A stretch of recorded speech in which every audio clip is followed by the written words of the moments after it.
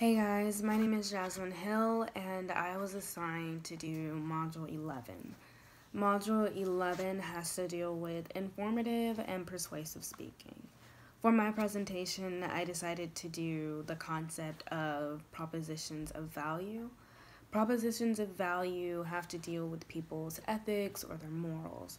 It has to deal with saying something is either right or something is wrong or something is bad or good. It basically just presents two sides, like saying there's only two sides to one thing when that's not necessarily the case, as you know, things are a lot more complicated today than they have ever been. So I believe I recently encountered someone who used propositions of value.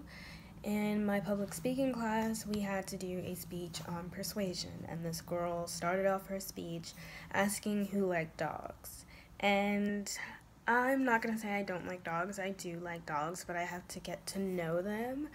I'm a short person, so dogs like to jump on me, and I'm not really fond of that.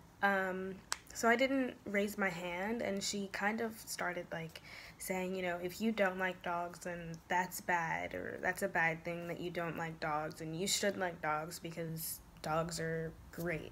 And I do believe dogs are great, but no, I'm not going to run up to the first dog I see because I don't know if it's gonna jump on me. And she just started like attacking people who didn't like dogs and saying, if you don't like dogs, there's something wrong with you. Now that I have discussed this experience, I will now make inferences. I inferencize that with propositions of value, we have to be very careful because it can get kind of tricky when someone is telling you that there's only two sides to one thing. I don't think you can always rely on that because things in life are very complicated and there is no, oh, this is good and that is bad. It's kind of a gray area in between the two. And that's kind of what I learned from this situation. I also learned that with this, you can make others feel kind of unworthy because it's like, you're telling them, if you don't believe what I believe, then you're wrong. And you should believe it because that is wrong. Now that I have made some inferences, I will discuss how these can be transferred into other situations. I believe with knowing that there's a gray area between things in life, we can make the conscious decision to not just follow someone blindly because they say, that's wrong. You should do your own research. People don't like to do that nowadays, and I think that is something that we should all be striving to do. Find our own information and decide for ourselves what we believe and not what others are telling us, because there's a lot of gray areas and a lot of things in life. In conclusion, our text defines propositions of value as focus on persuading audience members that something is good or bad, right or wrong, or desirable or undesirable.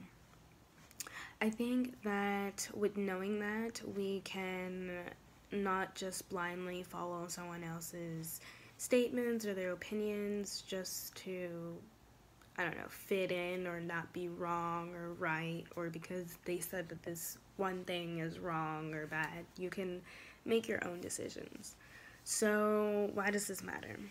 I think this matters because we live in a digital age where we can get information at the tip of our fingers, and it's okay to do that. Sometimes you can't just blindly follow someone, and I think that when knowing that someone is trying to persuade you that something is either bad or something is good, you can use your knowledge or your phone to make your own decisions. To end my presentation, I would like to caution you on blindly following someone who leads you to believe that there is only two sides to something.